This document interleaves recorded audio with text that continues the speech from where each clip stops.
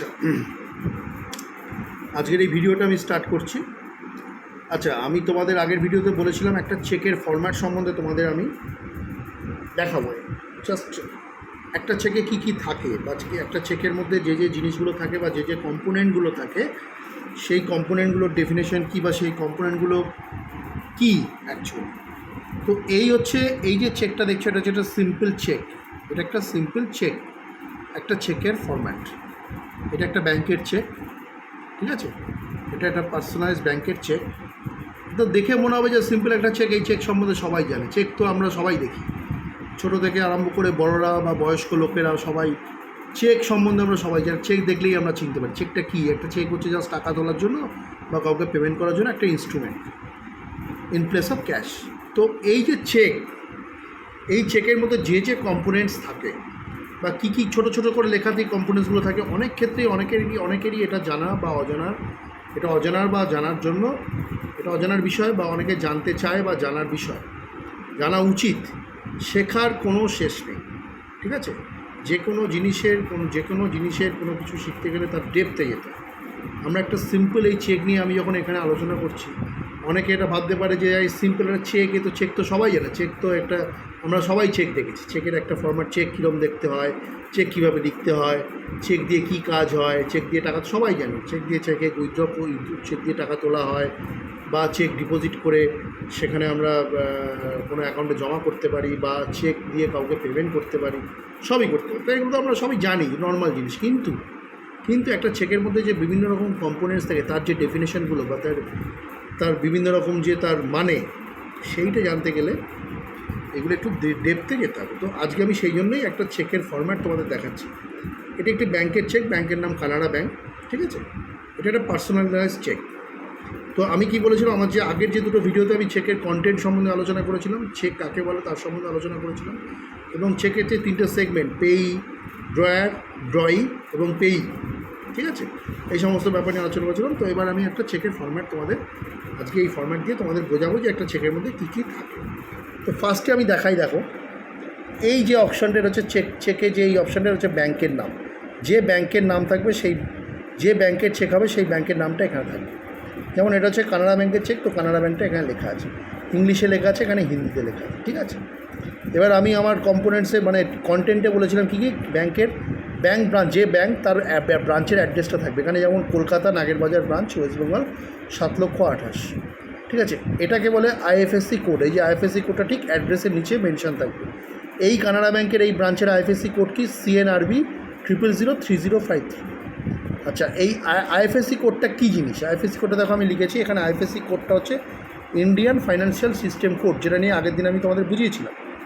এটি একটি 11 digit alpha numeric unique code, 11 digit alpha numeric unique code for identification of bank and its branches, particularly in online banking transactions, particularly participating in online banking transactions. Online ব্যাঙ্কিংয়ের ক্ষেত্রে যদি কোনো transaction করতে হয়, কোনো fund transfer করতে হয়, বা কোনো পেমেন্ট করতে হয় অনলাইন, বা কোনো কিছু যদি পেমেন্টের ব্যাপার থাকে, তখন আমাদের এই আইএফএসসি কোডটা কাজে লাগে। আইএফএসসি কোডটা খুবই ইম্পর্টেন্ট জিনিস। সেটা হচ্ছে, তো এই হচ্ছে আইএফএসসি কোডটা এখানে থাকে। এবার দেখো এখানে একটা অপশান লেখা যে multi city savings. Multi city মানে হচ্ছে, এই কথাটার মানে হচ্ছে that can be, this cheque can be used in any, this cheque can be used in any city for transactions. আমি এই চেকটা, আমি কলকাতায় থাকি, ঠিক আছে? কলকাতায় আছি, কলকাতাতে এই চেকটা দিয়ে আমি কাজ করতেই পারবো, ট্রানজ্যাকশান করতেই পারবো। আমি যদি বম্বেতে যাই, দিল্লিতে যাই, ব্যাঙ্গালোরে যাই, হায়দ্রাবাদে যাই, বা যে কোনো জায়গায় যদি যাই, ভারতবর্ষের যে কোনো জায়গায় যদি যাই, তাহলে এই চেকটা দিয়ে কিন্তু আমি টাকা তুলতে পারবো, এবং টাকা ক্যাশ জমা করতে, টাকা তুলতে পারবো, বা কাউকে পেমেন্ট করতে পারবো, যে কোনো কাজ করতে পারবো, ঠিক আছে? আচ্ছা, এইটা হচ্ছে ডেট কলাম। এই ডেট কলামে আমি আগের দিন বলেছিলাম ডেটের একটা পার্টিকুলার ডেট মেনশন করতে হয়। ডেটগুলো এটা কারেন্ট ডেট হতে পারে, বা প্রিভিয়াস কোনো ডেট হতে পারে, বা পোস্ট ডেটেড হতে পারে। এখানে পোস্ট ডেটের কথাটা খুব ইম্পর্টেন্ট। পোস্ট ডেটের চেক কী হয়? পোস্ট ডেটের চেক তখনই আমরা করতে পারি, সেই ডেটটা যখনই আসবে তারপরে চেকটাকে আমি ওটাকে ইউজ করতে পারি। যদি আমি কাউকে পোস্ট ডেটের চেক দিই, সে যতক্ষণ না পর্যন্ত ওই ডেটটা আসবে, যতক্ষণ না পর্যন্ত ওই ডেটটা আসবে বা ওই পিরিয়ড ওই ডেটটা আসবে ততক্ষণ পর্যন্ত আমরা ওই চেকটাকে কোনো ইউজ করতে পারবো না বা কোনো আমার অ্যাকাউন্টে জমা দিতে পারবো না। ঠিক আছে, হয়তো কোনো ফান্ডের ল্যাক অফ ফান্ডের কারণে কেউ আমাদের চেক দিল পেমেন্টের জন্য, আমাকে অ্যাসুরেন্সের জন্য আমাকে চেকটা দিয়ে রাখলো, কিন্তু সে বললো তুমি আপনি চেকটা এই তারিখে অমুক তারিখে ভবিষ্যতে অমুক তারিখে ফেলবেন, তো সেটাকে আমরা বলি পোস্ট ডেটের চেক। তাহলে এখানে কী লিখেছি, date may be current before or after, আফটারটাকে কী বলা হচ্ছে পোস্ট ডেটের চেক। ঠিক আছে, তো এই গেল হচ্ছে তোমার ওপরের অপশানটা। ওপরে এখানে আরেকটা কিছু ছোট্ট দেখো একটা সিস্টেম আছে সিটিএস 2010। সিটিএস মানে হচ্ছে চেক ট্রাঙ্কেশন সিস্টেম। সিটিএস কথাটার মানে হচ্ছে চেক ট্রাঙ্কেশন সিস্টেম। 2010 সালের পরে আমরা যে চেকগুলো আমরা ব্যাঙ্ক থেকে পাই, ব্যাঙ্ক যে আমাদের যে চেকগুলো ইস্যু করে সেগুলো সব হচ্ছে সিটিএস 2010-এর আন্ডারে। ঠিক আছে, সিটিএস কথাটার মানে হচ্ছে চেক ট্রাঙ্কেশন সিস্টেম। এটা কিসের জন্য কাজে লাগে? For faster processing of clearing of any cheque other than physically. আগেকার দিনে কী হতো, ফিজিক্যালি চেকগুলোকে প্রেজেন্টিং ব্যাঙ্ক থেকে যে পেই ব্যাঙ্ক তার কাছে ট্রান্সফার করা হতো। ঠিক আছে, তাতে অনেক সময় লাগতো। ঠিক আছে, তো এখানে চেকটাকে যখন একটা চেক যখন কোনো অ্যাকাউন্টে জমা দেওয়া হয় তখন সেই চেকটা প্রসেসিং করতে অন্য ব্যাঙ্কের চেক হলে খুব তাড়াতাড়ি সেটা প্রসেসিং হয়, ফাস্টার প্রসেসিং হয়, সেই জন্য এই সিটিএস চেক ট্রানজেকশন সিস্টেমটাকে তৈরি করা হয়েছে। ঠিক আছে, তো এই গেল চেক ট্রানজেকশন সিস্টেম। এইটা এইখানে থাকে একদম চেকের বাঁদিকের একদম প্রথমের দিকে একটু যেখান থেকে আমরা চেক লিফটটা ছিঁড়ি সেই জায়গাটার দিকে ছোট্ট করে লেখা থাকে এই যে সিটিএস 2010। এবার পে, আমি কাকে পে করছি, পেই নামটা এখানে, name of the payee or receiver of the money. যে যদি বিআরআর চেক হয় তাহলে বিআরআর চেকের ক্ষেত্রে রিসিভার অফ দ্য মানি হতে পারে বা পেই হতে পারে। নেম অফ দ্য পেই, এখানে এই পের পরে এখানে নামটা, এখানে নাম কাকে আমি চেক দিচ্ছি তার নেমটা মেনশন করা থাকবে। ঠিক আছে, আচ্ছা যদি এটা বিআরআর চেক করতে হয়, যদি এটা বিআরআর চেক থাকে তাহলে বিআরআর কতটা লেখা থাকবে। বিআরআর ক্ষেত্রে কোনো অপশান যে কেউ টাকা বিআরআর চেকের ক্ষেত্রে যে কেউ টাকা তুলে নিতে পারে। আমি কী বললাম, বিআরআর ক্ষেত্রে যে কেউ টাকা তুলে নিতে পারে, বিআরআর ক্ষেত্রে যে কেউ টাকা তুলে নিতে পারে। আমি তোমাদের এটা দেখাচ্ছি আমি কী লিখেছি।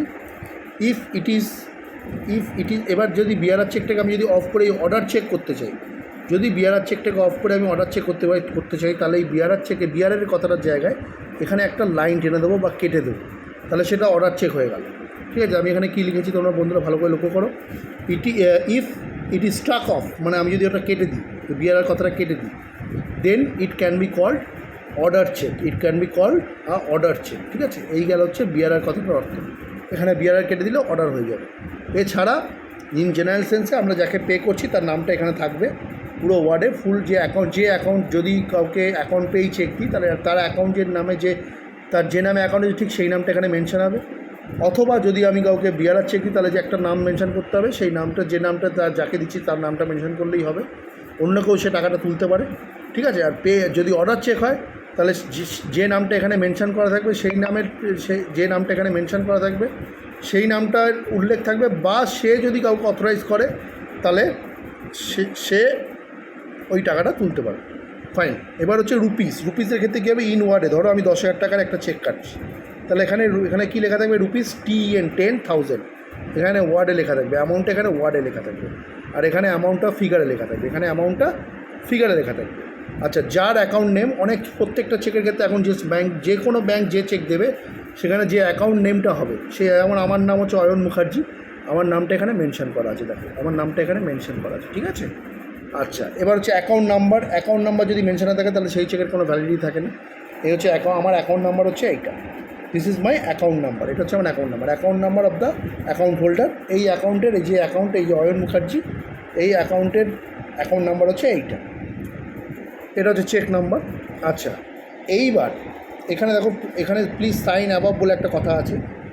যে অ্যাকাউন্ট হোল্ডার যে চেক দিচ্ছে, যার অ্যাকাউন্ট থেকে তার চেকটা দেওয়া হচ্ছে, তার সিগনেচারটা এখানে থাকবে। যে সিগনেচারটাকে বলা হয় স্পেসিমেন সিগনেচার। আমরা যখন ব্যাংকের অ্যাকাউন্ট খুলি তখন একটা সিগনেচার আমরা কার্ডে সাইন করি, সেই সিগনেচার কার্ডে যখন সাইন করি সেই সিগনেচারটা কিন্তু একটা স্পেসিমেন সিগনেচার। ওই সিগনেচারটাই কিন্তু আমার অ্যাকাউন্টে সবসময় ইউজ হবে যখন আমরা কাউকে চেক দেবো বা টাকা তোলার ক্ষেত্রে বা কাউকে চেক দেওয়ার জন্য।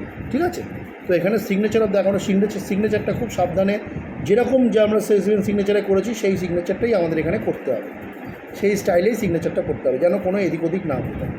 ঠিক আছে, এই গেল হচ্ছে তোমার সিগনেচারের ব্যাপার।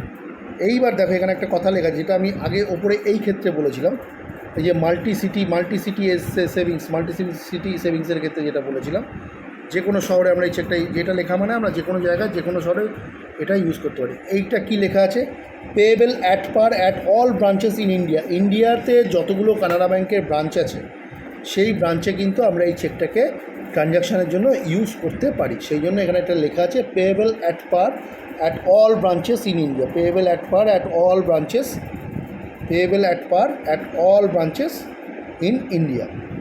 নেক্সট আসছি আমরা কি, তাহলে এখানে সবকটা আমি বলে দিলাম। নেক্সট আসছি হচ্ছে, নেক্সট এবার নিচের দিকে চলে আসি। আচ্ছা, এইখানে একটা অপশান দেখো লেখা থাকে, আমরা যদি কাউকে চেক দিই, কোনো ডেট মেনশন করি, সেই ডেট থেকে 3 মাস একটা চেকের ভ্যালিডিটি থাকে।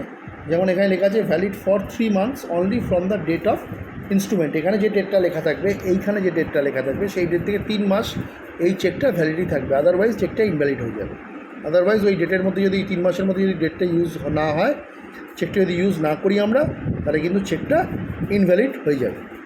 ঠিক আছে, এবার আমরা নিচে আসছি। নিচে দেখো, নিচে আমরা তিনটে জিনিস দেখছি।